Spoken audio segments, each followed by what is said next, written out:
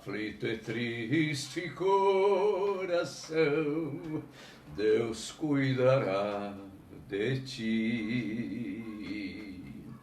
Por ti opera sua mão, sim, cuidará de ti. Deus cuidará de ti em cada dia, cada lugar. Sim, cuidará de ti. Deus cuidará de ti. E de mim também, não, minha gente? Que alegria nos encontrarmos novamente, sabendo que estamos enfatizando isso. Deus cuidará de ti em cada dia, em cada lugar, em cada momento. Sim, cuidará de ti. Então, você pode dizer para as suas pessoas amigas ou até inimigas: Deus cuidará de ti. E diga também: Deus cuidará de mim, da minha casa, da minha família. Gente, hoje é o último dia do mês de agosto. Parece que o mês de agosto não ia acabar. Entrava semana, sai semana. E de repente termina o mês. Mas isso para nós é uma alegria, porque Deus está nos dando vida, a despeito das lutas, das vicissitudes, das angústias da nossa vida. Deus cuidará de cada um de nós. E eu quero hoje me congratular com vocês, agradecerem assim de cara, por vocês estarem me ouvindo ainda, continuando a me ouvir. Agora há pouco o pastor Alex, a pastora Deise, minha querida esposa, meu querido filho, eles estavam aqui falando: olha desse jeito, olha para cá, fala aquilo. A Deise me deu uma corzinha aqui no rosto, olha como eu fiquei mais simpático, né? Porque afinal de contas tem contra-regra aqui, minha gente, lógico. Para falar com vocês a gente tem que estar melhor. Agora, por que a mensagem se chamará A Panela da Viúva Não Ficará Vazia? Guarda este nome porque ele vai fazer você lembrar da história de Lucas capítulo 7, versículo 16. Lucas 7,16. O filho da viúva de Naim. O filho da viúva de Naim é o título da passagem bíblica, mas o nome da mensagem é: A Panela da Viúva Não Ficará Vazia. Por que esse título? Porque eu quero encorajar você que está me ouvindo e que certamente vai ter o prazer e a satisfação de levar adiante essa mensagem. É a maneira que Deus te deu para você pregar, entende? Eu, como pastor de há muitos anos, já de muita experiência, eu aprendi isto. Deus nunca deixou a panela da minha mãe, da minha esposa, dos meus avós, nunca a panela ficou vazia, em tempo algum. E eu quero passar isso para você, porque se você hoje está passando por dramas, muitos estão desempregados, você pode não estar, mas você é obrigado a dividir o teu ganho com os desempregados. Você é obrigado a dividir a tua aposentadoria com os seus queridos. E então vem aquela insegurança, aquele medo, mas eu quero encorajá-lo a não ter medo. A panela do Filho de Deus não fica vazia. A história da viúva de Naim. Naim era uma pequena cidade. Algumas traduções dizem que é aldeia, mas a aldeia não tem muros e nem porta. Essa aqui era uma pequena cidade, aldeia, sim, mas dentro de uma cidade murada. E tinha porta, porque era a única garantia que as cidades tinham contra os invasores de fora. E ela ficava mais ou menos a 26 quilômetros de Jerusalém. Então você imagina como Jesus era um andarilho. Ele parecia o nosso presidente Bolsonaro. Só que ele não tinha avião, nem carro, nem barco, nem nada. Barco até que tinha de vez em quando. Mas barco não anda no seco. Então, Jesus resolveu ir à cidade de Naim num dia especial. Jesus chegou na tua vida também num dia especial. Um dia em que você precisava muito de Jesus.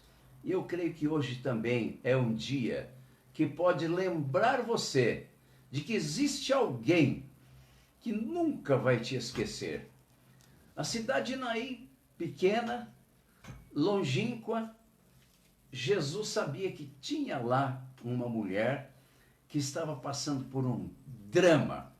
O pior drama que uma mãe pode passar. Esta é colocada aqui na Bíblia como viúva. Olha, se tem alguém com quem Deus se preocupa, são viúvas e órfãos. E ai daqueles que se recusam, podendo, ajudar órfãos e viúvas. Você acrescenta para o seu currículo vitae bênçãos sobre bênçãos quando você abre mão para ajudar viúvas e órfãos. Porque eu já passei por dramas assim. Tive 2 irmãs, 3 irmãs praticamente órfãs, criadas em orfanato. Eu mesmo tive uma vida muito difícil, mas nunca passei fome. Nem as minhas irmãs, nem a minha mãe, nem ninguém. Acontece que eu quero passar isso para você. A cidade de Naim tinha portas. E Jesus tinha urgência de chegar naquela cidade.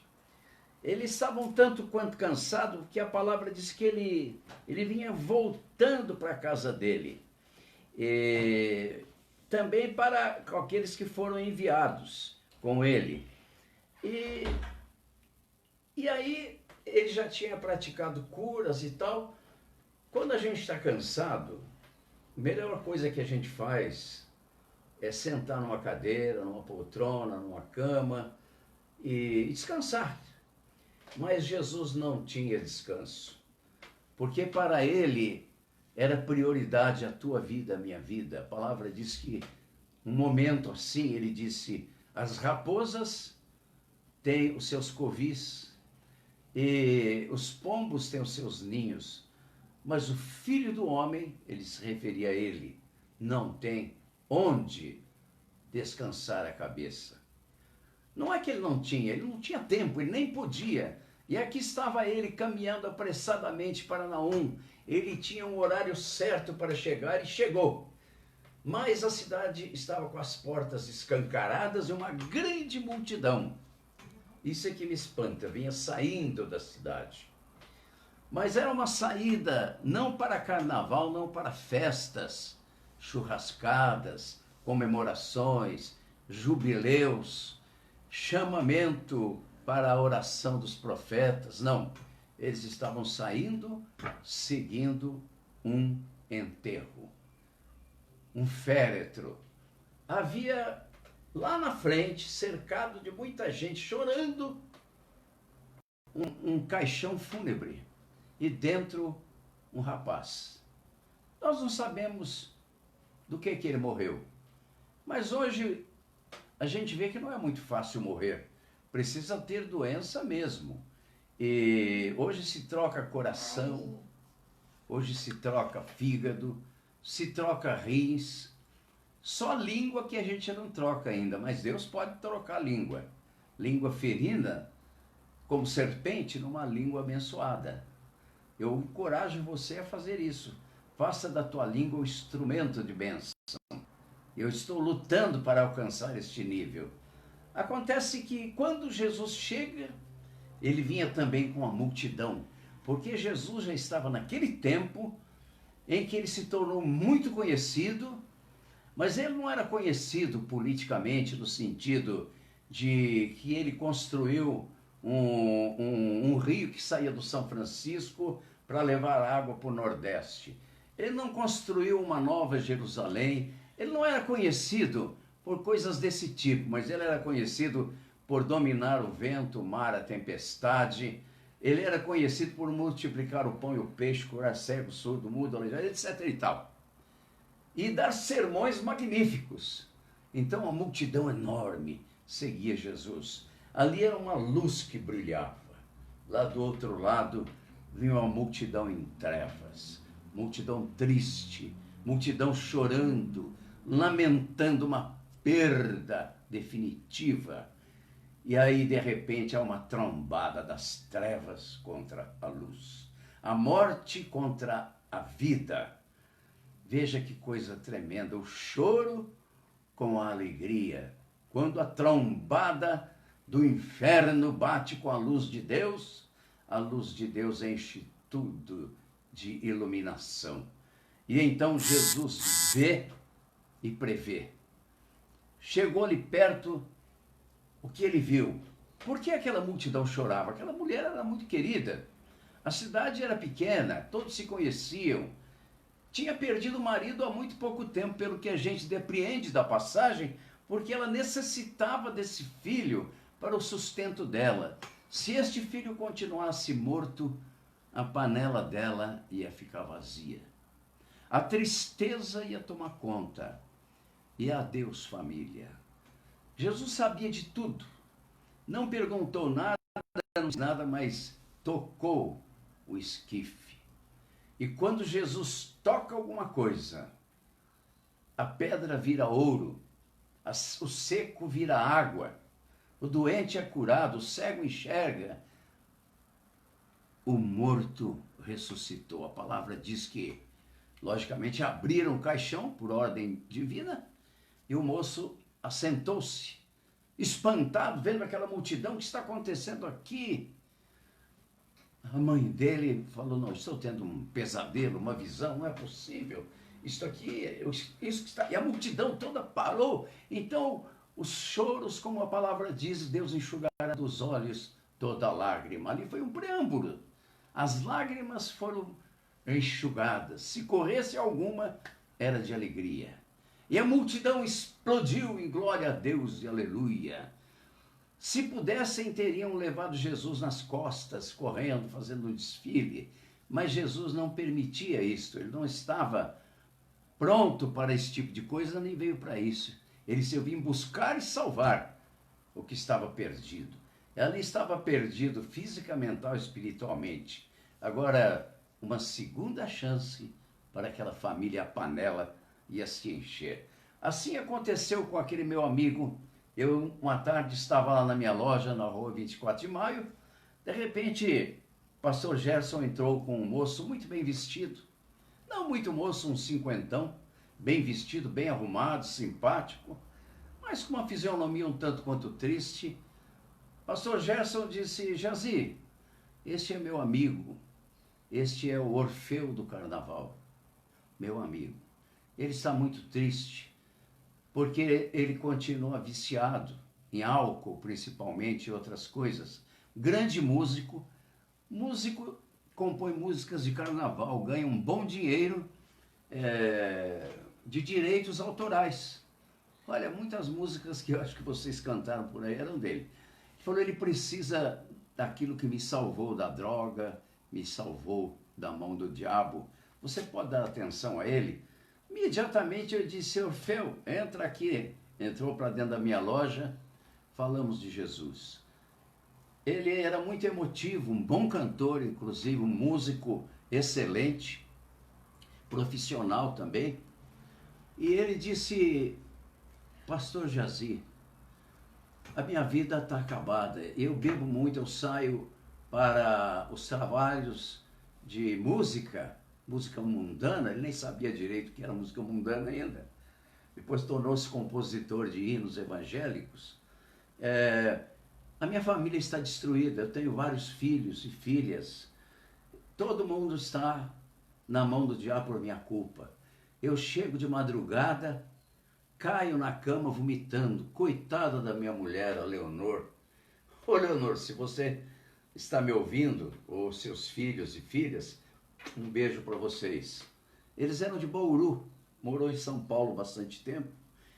E aí o Orfeu, ele tomou a decisão, a única decisão certa que pode mudar uma vida, esta que um dia você tomou.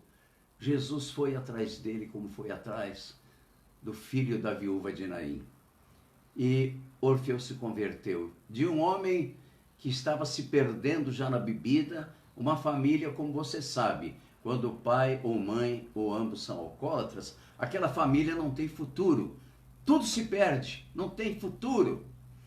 Mas naquela tarde, o defunto se levantou do esquife, porque Jesus tocou o esquife do morto, o coração do morto, e ele ressuscitou. Não preciso dizer mais nada.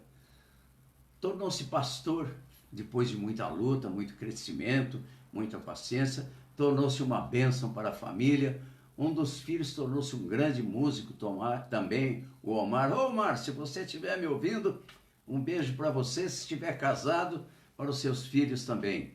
E assim, gente, Deus abençoe vocês todos e a sua panela, com maiores problemas que possa existir neste tempo difícil, a sua panela não vai esvaziar. A panela significa o pão de cada dia, a roupa, o dinheiro, o salário, o remédio, tudo que você precisa.